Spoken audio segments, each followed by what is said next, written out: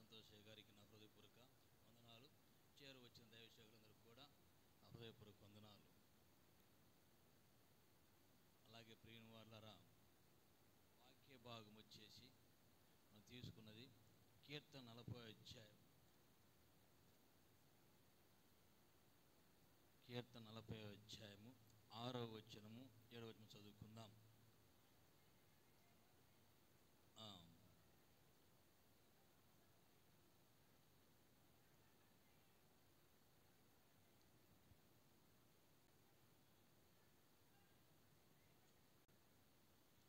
ఆమేన్. వందనాలమ్మ.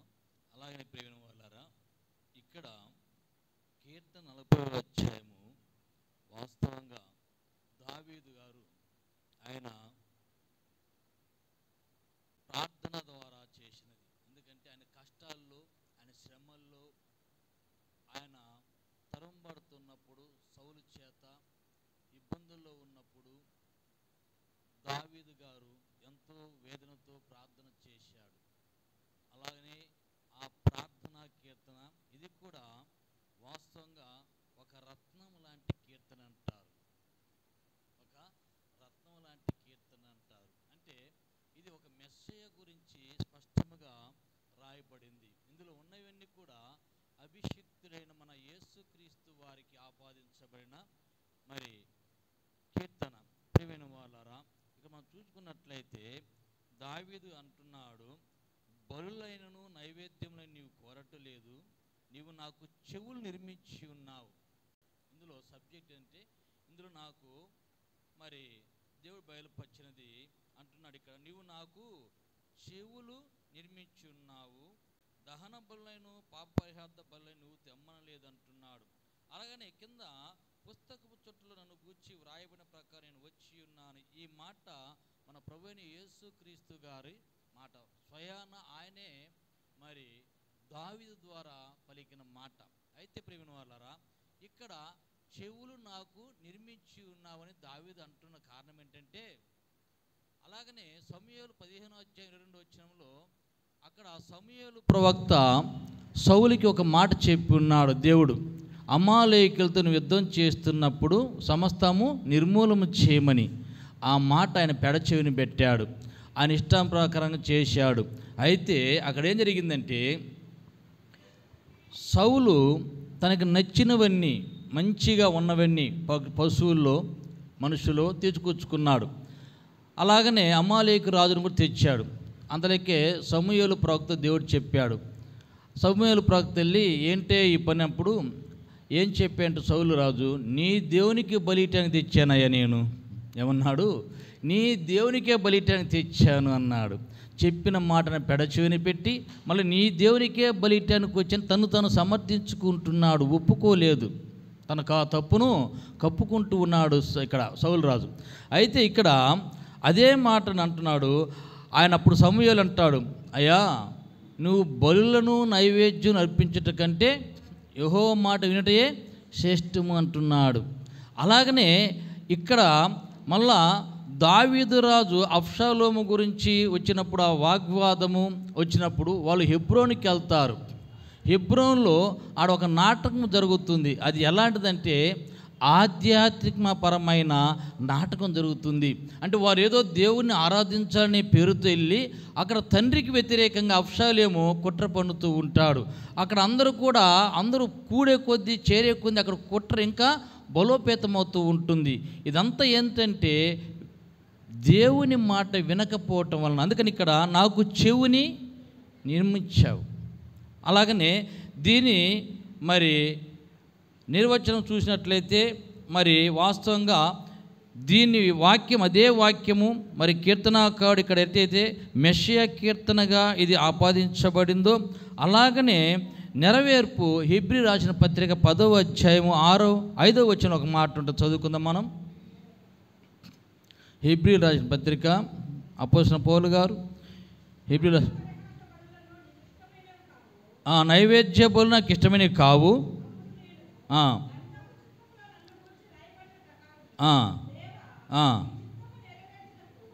10:5 చదువుదమ్మా. 10వ అధ్యాయం 5వ వచనం. ఆయన ఈ లోకమునందు ప్రవేశించినప్పుడు బలియు అర్పణయు నువ్వు కోరలేదు, కానీ అది నాకొక శరీరమును అమర్చితివి. ఇక్కడ దావీదేమన్నా నాకు చెవుని నిర్మించితివి అన్నాడు. ఇక్కడ మన యేసుక్రీస్తు వారు ఏమంటున్నట్టే, ఈ లోకానికి వచ్చినప్పుడు నాకు నీవు ఒక శరీరమును అమర్చితివి.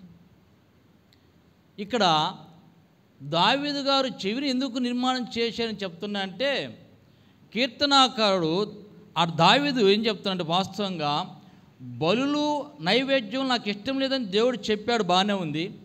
నిర్గమాకాండం 20:24 ఏముందంటే, మీరు బలులు అర్పించాలి, ఈ రీతిగా చేయాలన్నాడు. అయితే ఇక్కడికి వచ్చే బలు నైవేద్యం నాకు ఇష్టం లేదు అంటున్నాడంటే, ఈ బలులు నైవేద్యములు ధర్మశాస్త్ర ప్రకారం మేము చేశాము, అది శాస్త్ర ప్రకారంగా చేశాము, అది అక్షరార్థంగా చేశారా, కానీ వారి మనసులో నుంచి అవి రాలేదు, వారి హృదయంలో నుంచి అవి రాలేదు. వారు అక్షరార్థంగా మేము ధర్మశాస్త్ర ప్రకారంగా చేశాం కాబట్టి చేశాం. మన ప్రార్థనకు రమ్మాడు, పిలిచాడు, పాపోతే సారీ అనుకుంటాడు, అటు నామకార్థంగా వచ్చాం, వాక్యం వింటాం, ఇలా తన సంగతి అది వేరు. అలా కనుక వాళ్ళు కూడా ఏం చేశారంటే, ధర్మశాస్త్రాన్ని అక్షరార్థంగా తీసుకొని చేశారు, కానీ హృదయానుసారంగా బలులు అర్పించి ఇది మా పాపాల నిమిత్తము మా ప్రాయశ్చిత్తార్థం చేస్తున్నామని అలా ఒప్పుకొని వాళ్ళు యథార్థంగా చేయలేదు. అందుకనే యథార్థత లేని బలులు వ్యర్థము అంటున్నాడు. ఇప్పుడు మనము కూడా మనకి ఆనాడు బలులు ఇచ్చాడు. ఈరోజైతే కొత్త నిబంధనలో వాస్తవంగా 2 ఇచ్చాడు దేవుడు. ఏంటి? మనకి బాప్తిజం ఇచ్చాడు, ప్రభు బల్లారాధన ఒకటి ఇచ్చాడు, ఈ 2 ఇచ్చాడు. అయితే ఈ 2 కూడా మనం ఏం చేస్తున్నామంటే, మేము బాప్తిజం తీసుకున్నాము, పరిశుద్ధులమైపోయాము, మేము బాప్తిజం తీసుకున్నాము, పరిశుద్ధమైపోయాము, మేము ప్రభు బల్లలో చేసాము, అయిపోయింది, ఇంకా మా పని, మేము అంతా బాగున్నాం అనుకుంటున్నాం. కానీ ఇక్కడ కూడా ఈ 2 చేసేటప్పుడు మనం యథార్థంగా చేయకపోతే వ్యర్థము అంటాడు. అందుకనే మీరు బలలో చేసే ముందు ఏం చేయాలా? తాము పరీక్షించుకోవాలి, ఇలాగా చేయాలి. అయితే ఇక్కడ దావీదు ఒక మాట అంటాడు, నాకు చెవి నిర్మించితివి అన్నాడు. అక్కడేమో దావీదు కుమారుడుగా యేసుక్రీస్తు ఈ లోకానికి వచ్చినప్పుడు నాకు ఒక శరీరమును అమర్చితివి. ఈ 2 గురించి మనం మాట్లాడుకుంది ఈరోజు.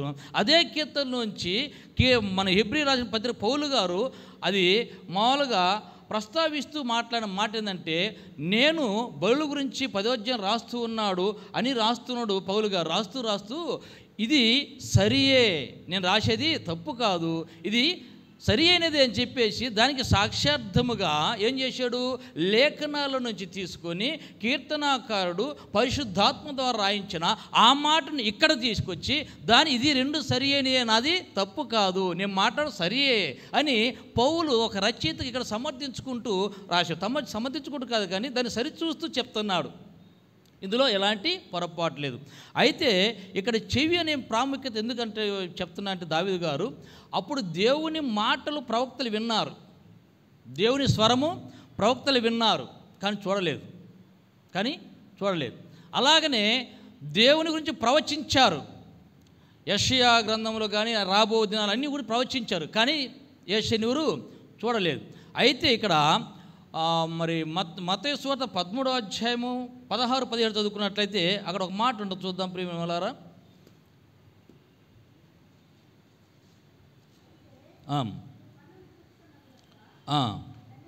17 చదువమ్మా. అనేక మంది ప్రవక్తలను నీతిమంతులను మీరు చూచు వాటిని చూడగోరియు చూడకపోయిరి, మీరు విను వాటిని వినగోరియు వినకపోయిరని మీతో నిశ్చయముగా చెప్పుచున్నాను అంటున్నారు. ఇక్కడ యేసుక్రీస్తు వారు తమ శిష్యులతో మాట్లాడుతున్న మాటలను ఆనాడు ప్రవక్తలు అలాగే న్యాయాధిపతులు మన పితరులు ఏం చేశారంటే మాట్లాడారు, దేవుని స్వరం విన్నారు, అయితే అన్నీ చేశారు. కానీ ఇక్కడ ఏంటంటే వాళ్ళకు ఒక ఆశ ఉండేది, ప్రవక్తలకి ఒక పితరులకు ఒక ఆశ ఉండేది, అలాగనే న్యాయాధిపతులకు ఒక ఆశ ఉండేది. ఏంటంటే మేము ఆయన్ని స్వయాన చూడాలా, ఆయన మాట్లాడుతున్న మేము వినాలా, ఆయన రాకడ ఎలా ఉంటుందో అభిషక్తిని మేము చూడాలా అనే ఆశ వాళ్ళకు ఉండేది. కానీ వారు చూడలేకపోయారని ఇక్కడ శిష్యులతో స్పష్టంగా మన ప్రభువైన యేసుక్రీస్తు వారు మాట్లాడుతున్న మాటలు ఈరోజు కూడా వాళ్ళందరూ ప్రవక్తలు ఎలా చెప్పారో చేశారు. కానీ వాస్తవంగా ఇప్పుడు అబ్రహాం గారిని తీసుకున్నట్లయితే ఆయన ఏం చేశాడు, బలి ఇచ్చేటప్పుడు కుమార్ని మోరియా కొండ మీద, అబ్రహాము ఇందుని బట్టి నువ్వు నాకు భయపడుతున్నావు అని తెలిసింది కనుక నీ కుమార్ని బలి ఇవ్వకు అంటాడు. అక్కడ ఒక పొట్టేలు ఉన్నది, దాన్ని తీసుకెళ్ళి బలి ఇవ్వమన్నాడు. అయితే అబ్రహాం గారు ఏం చేస్తున్నాడంటే ప్రియమైన వాళ్ళారు, ఇక్కడ అబ్రహాం గారు నాకు మారుగా, నా కుమారుడికి మారుగా ఈ పొట్టేలు బలి ఇవ్వబడింది కదా, ఈ పొట్టేలు ఎవరని చూడబోయాడు. అందుకని యోహాను సువార్త 8వ అధ్యాయం 50వ వచనం చూడండి, అక్కడ ఒక మాట ఉంటుంది, అబ్రహాము నా దినము చూచునని ఆయన మిగుల సంతోషించాడు, అది చూచి ఆయన ఎక్కువ ఆనందించాడని ఉంటుంది. చూడండి, చదవని ప్రియమైన వాళ్ళారా, యోహాను సువార్త 8వ అధ్యాయము 56వ వచనం.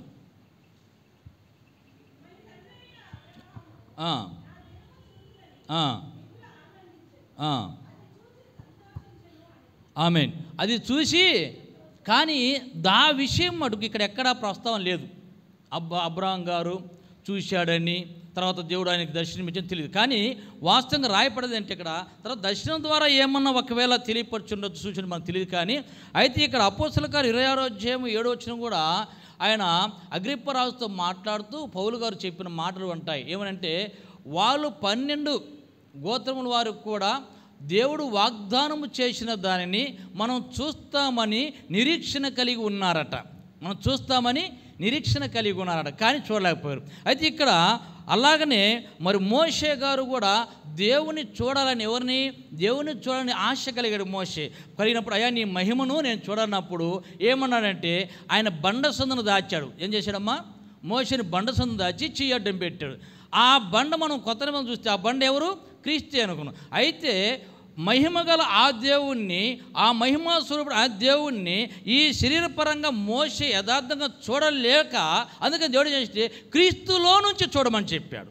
హల్లెలూయా. ఇప్పుడు మనము కూడా క్రీస్తు నామములో ప్రార్థన చేయుచున్నాం. మనం కూడా క్రీస్తు నామములో మనకు రక్షణ, క్రీస్తు ద్వారానే మనము పరలోక రాజ్యానికి చేరగలం. అలాగనే క్రీస్తు ద్వారా ఆ బండలో నుంచి చూడమన్నాడు, ఆయన చేయడం పెట్టాడు. అయితే వీపు మాత్రమే చూడగలిగాడు. అయితే అపోస్తలుల కార్యం 17వ అధ్యాయం 5వ వచనంలో రూపాంతరము చెందేటప్పుడు హెర్మోను కొండ, అది దాని పేరేంటి, హెర్మోను కొండ, అక్కడ రూపాంతరము చెందేటప్పుడు అప్పుడు ఏలియా మోషేలు కూడా వచ్చారు. వాళ్ళు ఎక్కడి నుంచి వచ్చారంటే ఆ మహిమ గల ఆ రాజ్యం నుంచి వచ్చారు, ఆ మహిమలో నుంచి వచ్చారు. అయితే యేసు ప్రభు అప్పుడు ఎక్కడున్నాడంటమ్మా, శరీరపరంగా ఈ భూమి మీద ఉన్నాడు. వారితో కూడా యేసు ప్రభు వారితో కూడా పేతురున్నాడు, యాకోబు ఉన్నాడు, యోహాను ఉన్నాడు.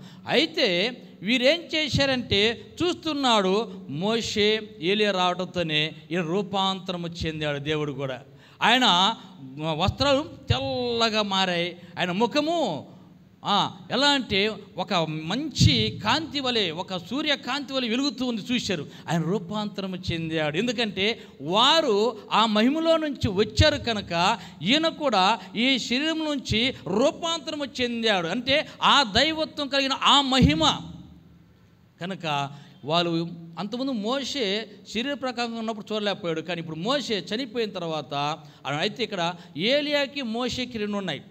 మోషే మరి మనకు సాదృశ్యంగా ఏంటి చూసి అంటే, చనిపోయిన వారు, మృతులైన వారు పాతిపెట్టబడి క్రీస్తు స్వరమినగా తిరిగి లేస్తారు. ఒక్కసారిగా వారు క్రీస్తుని ఎదుర్కొంటారు. వారికి సాదృశ్యంగా మోషే ఇవ్వబడింది.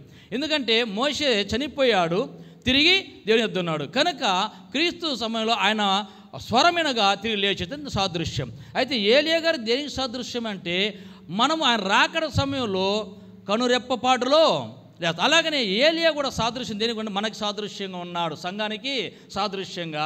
ఆయన రాకప్పుడు కనురెప్పపాటులో మనం ఆయన దగ్గరికి అలాగనే ఉన్నపాటున ఎత్తపడతాం. అలాగని ఏలియా మనకు సాదృశ్యం ఉంది. ఎందుకంటే ఆయన ఉన్నపాటున అగ్ని రథములో ఎత్తపడ్డాడు. ప్రేమ వాళ్ళారా, అయితే ఇక్కడ చూసుకున్నట్లయితే ఇవన్నీ పక్కన పెడితే ఇప్పుడు మళ్ళా మన యోబు గారు మధ్యవర్తిని చూడాలనుకున్నాడు. యోబు గారు మధ్యవర్తిని, యోబు 9:33 ఒక మాట అంటూ చదువునైనా, యోబు గ్రంథము 9వ అధ్యాయము 33లో ఒక మాట అంటుంది. 9:30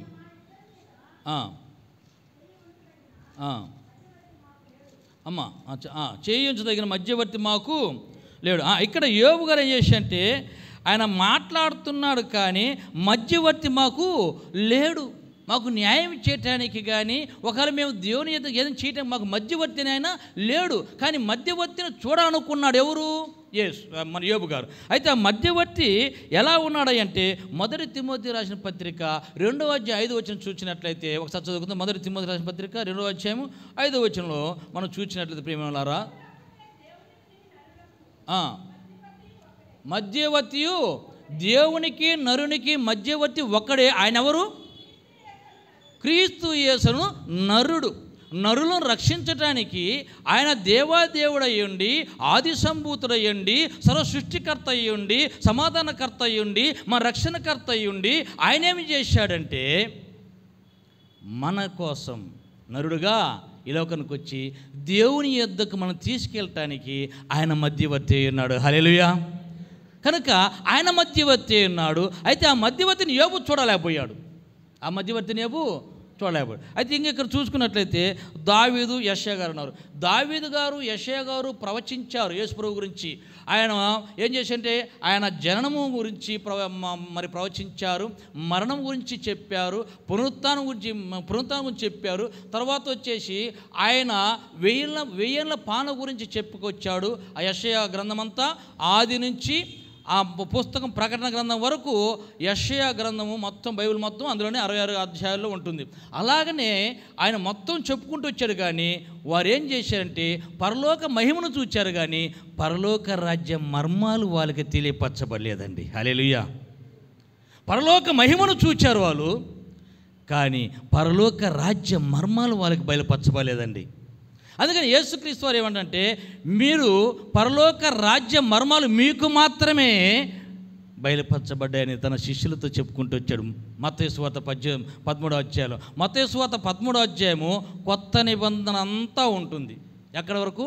సువార్తల నుంచి రాబోయే తరం 1000 ఏళ్ళ పాలన మొత్తం కూడా అందులో ఉంటుంది. కొత్త భూమి, కొత్త ఆకాశం, ఈ ఉపమానాల్లోనే మొత్తము కొత్త నిబంధన ఉంటుంది. అలాగనే బైబిల్ మొత్తం వచ్చి యెషయా 66 అధ్యాయాల్లో బైబిల్ మొత్తం ఉంటుంది. ఈ కొత్త నిబంధన 13వ అధ్యాయం, మత్తయి సువార్త 13వ అధ్యాయంలో కొత్త నిబంధన అంతా ఇమిడి ఉంటుంది. ఎలా? ఉపమానాల రీతిగానే. హల్లెలూయా. కానీ దేవుడు ఉపమానాల రీతిగా చెప్పుకొచ్చాడు. ఆ పరలోక రాజ్య మర్మాలు వాళ్ళకి వివరిస్తూ వచ్చాడు. అలాగనే చూసినట్లయితే ఇక్కడ మరి యాకే కుమారుడైన ఆగూరు, సామెతలు 30 అధ్యాయం 4 వచ్చి ఉంటుంది. యాకే కుమారుడైన ఆగూరు, సామెతల గ్రంథం 30 అధ్యాయం 4 వచ్చి ఏంటంటే, ఆయన తండ్రి ఎవరో కుమారుడు ఎవరో చూద్దాం అనుకున్నాడు. చదవండి ఒకసారి. చివరి వచనం, 4వ వచనం, చివరి వచనం. సామెతలు 30 అధ్యాయం 4 వచనం.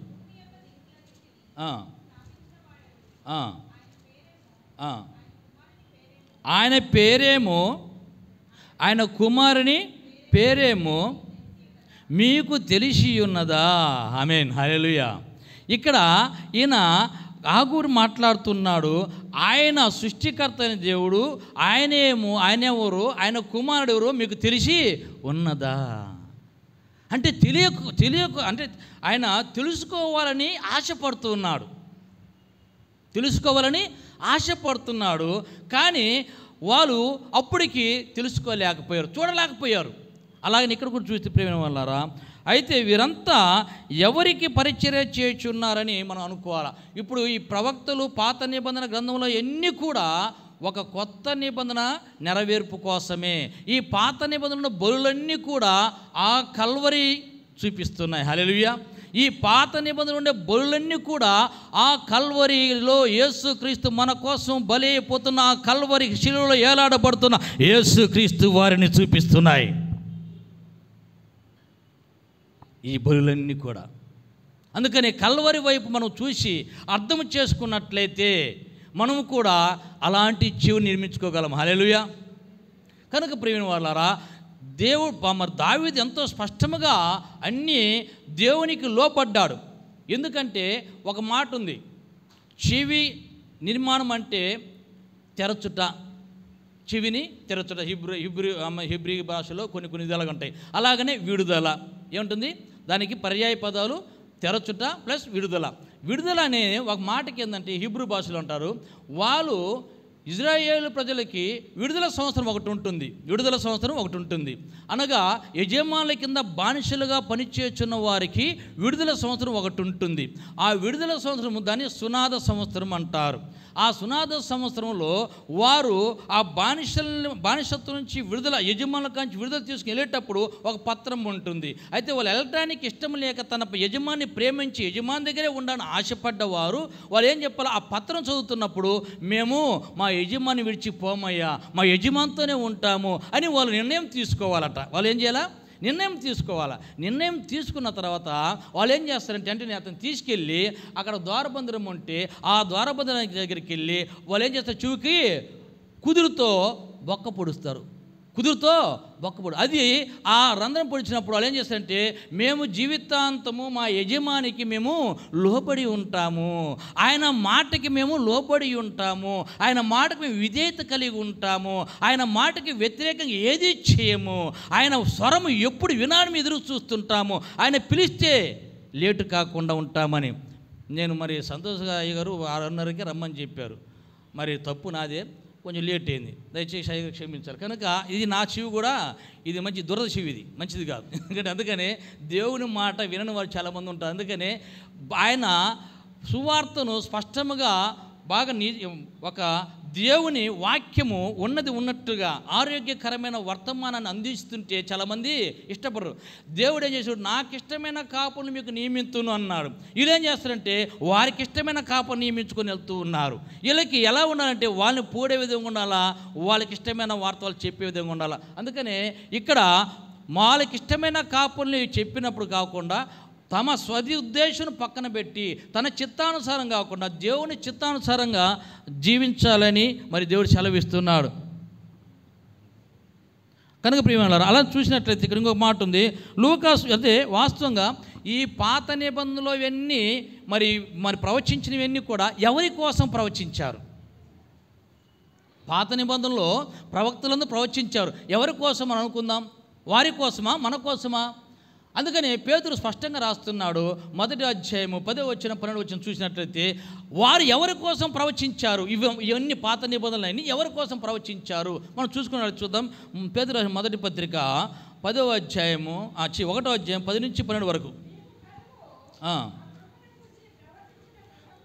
ఆ కృపను గూర్చి ప్రవచించిన ప్రవక్తలు మీ రక్షణను గూర్చి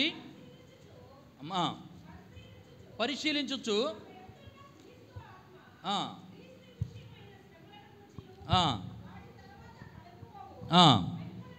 మహిమను గూర్చి ముందుగా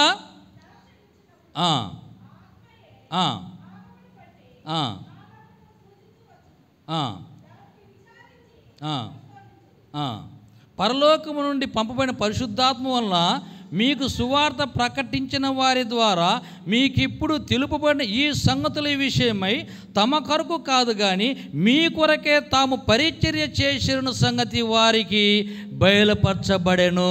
హల్లెలూయా. ప్రవక్తలు, న్యాయాధిపతులు, పితరులు వీళ్ళందరూ ఎవరి కోసం ఈ పరిచర్య చేశారయ్యా, ఈ పాత నిబంధనల గ్రంథాలన్నీ ఎవరి కోసం చేశారయ్యా అంటే వారి కోసం కాదు, కానీ ఈ భవిష్యత్తు రాబో దినాల్లో మన తరం వారికి అందు విధముగా వారి పరిచర్య చేశారు. హల్లెలూయా. ఆ మెస్సియ గురించి, రాబో మెస్సియ గురించి, ఆయన అద్భుత కార్యాల గురించి, ఆయన రక్షణ గురించి వాళ్ళు ప్రకటించారు. ఇది ఎవరికంటే వాళ్ళ కోసంగా చేసింది. ఇదంతా మనం ధన్యులము. హల్లెలూయా. కనుక మనం అందరము ధన్యులము. కనుక ఎంత చక్కగా చేశారు. అందుకనే మరికి మన లూకాసు వార్త 9వ అధ్యాయంలో కూడా ఒక మాట ఉంటుంది, ఏంటంటే వారు నిర్గమం అంటే మోషే ఏలియా ఎందుకు వచ్చారు అంటే యెరూషలేములో జరగబోతున్న నిర్గమం గురించి. వాళ్ళకి ఏం పని దానికి? వాళ్ళు ఎందుకయ్యా వచ్చారు? రూపాంతరం చెందుతున్నప్పుడు ఎందుకు వచ్చారు? ఏలియా మోషే అప్పుడు ఏం పని అంటే యెరూషలేములో జరగబోతున్న నిర్గమం గురించి. హల్లెలూయా. అంటే యెరూషలేములో రక్షణ సువార్త ప్రకటించబడుతుంది. ఆ అభిషేక్తుడు ఈ లోకానికి వచ్చాడు, ఇదిగో మా ప్రజలకు రక్షణ కలుగబోతుంది అనే సంతోషముతో ఆనాడు మోషే ఆ ప్రజలు నడిపించినప్పుడు ఆ సంతోషముతో ఆ విమోచన చూడాలని, ఆయన మరణం గురించి వాళ్ళు చెప్పాలని ఎంత మర్మాలు దాగి ఉన్నాయి. అవన్నీ దేవుడు మన కోసం ప్రవక్తలందరినీ కూడా వాడుకున్నాడు. ఎందుకంటే మన కోసం. ఈనాడు క్రీస్తునందు విశ్వాసం ప్రతి ఒక్కరము కూడా మనం ఎంతో భాగ్యవంతులము. ఎందుకంటే అవన్నీ కూడా ప్రవక్తలు కూడా మన కోసము చేశారు. మన విమోచన కోసము మోషే కానీ ఏలియా కానీ ఎదురు చూస్తున్నారు. మన ఇంకొక మాట, దేవదూతలు కూడా ఎదురు చూస్తున్నారంట. దేవదూతలు కూడా ఎదురు చూస్తున్నారు. కనుక ఇవన్నీ కూడా అందుకని మన రక్షణ కోసం అయితే దేవదూతలు కొంత తెలీదు, కానీ దేవుడి మర్మం ఎంతో గొప్పది మన పట్ల. హల్లెలూయా. కనుక ప్రియమైన అలా చిన్న లాస్ట్ ముగించేసుకుందాం 5 నిమిషాలని. ఇక్కడ ఒక మాట ఉంది. అయితే దావీదు పెడచెవిని పెట్టకుండా విన్నాడంటే ఒకటే మాట ఉంటుంది. యోహాను సువార్త 8:31. అంటే మనం ఏం చేయాలంటే మనకి ఎలాంటి చెవులు కావాలో యెషయా 50:5 చదవండి. యెషయా 50:5. దావీదు ఎలాంటి చెవులు కలిగి ఉన్నాడు, ఆ నిర్మాణం ఎలాంటిది? యెషయా గ్రంథము 50:5. నా చెవికి వినుబుద్ధి పుట్టింపగా. అది మన చెవికి వినుబుద్ధి పుట్టాల. మనం ఉన్నా కానీ మన బుద్ధి అంతా ఏడో ఉంటుంది. అనవసరంగా వచ్చేనే ఆడ షాపింగ్ పోయిన బాగుండదు, ఈ బుద్ధి ఆడదు, ఇది వినలేం. కనుక ఏం చేయాలా? వినుబుద్ధి పుట్టించాలంటాడు. ఏది దావీదు ఏమిటంటే ఇప్పుడు మన చెవికి వినుబుద్ధి. అందుకని దావీదు గారికి దేవుడు చెవులు నిర్మాణించాడు. అందుకనే మన చెవికి వినుబుద్ధి పుట్టాలంట. అందుకని యెషయా గారు చాలా చక్కగా అంటున్నారు, చెవికి వినుబుద్ధి కావాలా, వినే బుద్ధి ఉండాలి. అందుకనే అలాంటి మరి చెవులు మనకు కూడా కావాలని మనం. అందుకనే ఆనాడు చాలామంది చూడలే దేవుణ్ణి. అయితే ఈరోజు ఎవరు చూడలేదు, మనం కూడా చూడలే. యేసు ప్రభువుని మనం కూడా స్వయంగా చూడలేదు. తర్వాత వచ్చేసి ఆయన మాటలు స్వయాన్ని వినలేదు. అయితే ఎవరున్నారంటే అపోస్తులు అన్నారు. యోహాను రాసిన పత్రిక 1:1 మా ఈ ఆది నుంచి మేము ఏదైతే వింటిమో, మా కళ్ళు ఏవైతే చూచునో, మేము ఏ తాకినో వాటన్నిటి గురించి మీకు వివరిస్తున్నాను అన్నారు. అయితే స్పష్టముగా వారు చూచారు, వారు విన్నారు స్వయాన, అలాగనే వారు తాకారు, అన్నీ కూడా చూశారు. కనుక మనకు స్పష్టంగా తెలియపరుస్తున్నారు. మనం ఇప్పుడు ఎలా ప్రవర్తించాలంటే అపోస్తుల పరిచర్య ప్రకారం మనం చేస్తున్నామా లేదా. ఇది వాళ్ళు ప్రత్యక్షంగా చూశారు, విన్నారు, అన్నీ చేశారు. ఈరోజున మనం అపోస్తుల పరిచర్య ప్రకారం చేస్తున్నామా అని గమనించాలి. అలాగనే ఒకటి, ఇప్పుడు ఆయన నాకు శరీరం అమర్చావు అంటే అని ఉంది. అంటే యేసుప్రభువు ఏం చేసి లోకం, అయితే ఆ శరీరం అమర్చిన మనం చూడలేదు కదా. చూడనప్పుడు మనం ఏం చేయాలంటే ఇప్పుడు చూద్దాం. ఒక మాట ఉంది ఇక్కడ. మా మొదటి తిమోతి రాసిన పత్రిక 3:16.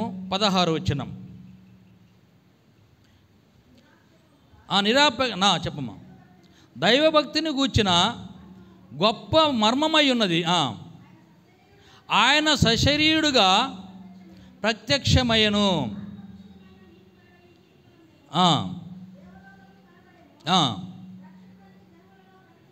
దేవదూతలకు కనబడిన రక్షకుని జనంలో కనబడేను, లోకమందు నమ్మబడేను. చాలమ్మ. అయితే ఆయన సశరీరుడుగా వచ్చాడని ఈరోజు మనము చూడాలా అంటే అర్థం ఏంటంటే ఒకటే మాట. యోహాను రాసిన మొదటి పత్రిక 4:2. ఇది చాలు. నమ్ముట నీ వలన నమ్మువానికి సమస్తం సాధ్యం. యేసుక్రీస్తు శరీరధారి వచ్చినని ఏ ఆత్మ నమ్మునో ఒప్పుకొనునో అది దేవుని సంబంధమైనది. హల్లెలూయా.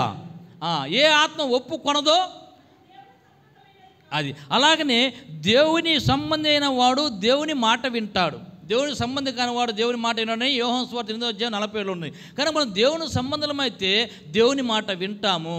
అలాగనే మనం దేవుని ఆత్మ సంబంధమైతే యేసుక్రీస్తు వారు శరీరుడుగా, ఆయన శరీరంగా ఈ లోకానికి వచ్చాడు, నరుడుగా ఈ లోకానికి వచ్చాడు, నరవతారంలో ఈ లోకానికి వచ్చాడు, నరులు రక్షించడానికి వచ్చాడని మనం నమ్మితే దేవుని ఆత్మ మనతో ఉన్నట్టే. హల్లెలూయా. మరి చివరిగా ఆయన ఎవరు, ఆయన ఏమై ఉన్నాడు? కొలస్సీ 1:15. ఈ శరీరధారికి వచ్చిన ఆయన ఎవరు? కొలస్సీ రాసిన పత్రిక 1:15 ఆయన. ఆయన అదృశ్య దేవుని స్వరూపమై ఉండి సర్వ సృష్టికి ఆది సంభూతుడై ఉండెను. చాలమ్మ. ఆయన ఎవరంట? ఆది సంభూతుడు, సర్వ సృష్టికర్త ఆయన శరీర రూపంగా ఈ లోకానికి వచ్చాడు. అది మనము ఉన్నది ఉన్నట్టుగా ఒప్పుకుంటేనే మనం దేవుని సంబంధము. హల్లెలూయా. అనేక సువార్తలు ప్రకటించవచ్చు. మేము ప్రకటించిన సువార్త కాక వేరొక సువార్త అది పరలోకం నుంచి వచ్చినా కానీ నమ్మొద్దన్నాడు పౌలు గారు. ఈరోజున ప్రియమైన వాళ్ళారా, ఈ మాటలు మనకి ఎందుకు చెప్పాయంటే, మరి దావీదు దేవునికి పూర్తిగా దాసుడైపోయాడు. నీ స్వరం ఎప్పుడు వినాలని. అలాగే మనము కూడా ఈరోజున దేవుని మాట వినకపోతే మనకి క్షేమం కావాలా, క్షేమం కావాలా? క్షేమం అంటే సౌఖ్యము, క్షేమం అంటే కరువు. అలాగనే ఆమోస్ 8:11 ఉంటుంది, మనకు క్షేమము కావాలా, క్షేమం కావాలా? అందరికీ క్షేమమే కావాలా, క్షేమం వద్దనుకుంటాం. కనుక ఆమోస్ 8:11 ఏముందంటే, రాబో దినాల్లో ఒక కరువు వస్తుంది, ఒక క్షేమం వస్తుంది. అది ఆహారం లేక అన్నపానం లేక వచ్చే క్షేమము కాదు, కానీ యెహోవా మాట వినకపోవటంలో వచ్చే క్షేమం. కరువు. మనం కరువా వద్దు, మనకు క్షేమం కావాలని కోరుకుంటాం, కానీ క్షేమం వద్దు. కనుక ప్రియమైనవారా, అలా రాకుండా ఉండాలంటే మనకి వినబుద్ధి గలే చెవులు కావాలా. అందుకనే ఆత్మ చెప్పుచున్న మాట చెవిగలవాడు. ఏ చెవులు? అందరూ కూడా షాటర్లాగా చెవులు మనకు ఉన్నాయి. ఆ చెవులు కాదు, అది ఆత్మ సంబంధమైన చెవులు, వినగలిగే బుద్ధి గల చెవులు. కనుక ఈరోజున మనం దేవుని మాటకు విధేయత కలిగి దైవసేవకులు చెప్పుచున్న వాక్యమును విన్నట్లయితే ఆ వాక్యమే విశ్వాసులను మీలో కార్యసిద్ధి కలుగు చేయను. కనుక ఈ మాటలు మన వినికిడిలో దేవుడు దీవించునుగాక. అలాగనే అయ్యగారు రెండో మెసేజ్ చెప్పేటప్పుడు ఆ మాట కూడా మనం విని ఇంటికి మన హృదయం దాచుకున్నట్లయితే ఆ వాక్యమే మనకు కార్యసిద్ధి కలుగు చేస్తుంది. కనుక ఈ అవకాశం ఇచ్చిన అయ్యగారికి హృదయపూర్వక వందనాలు.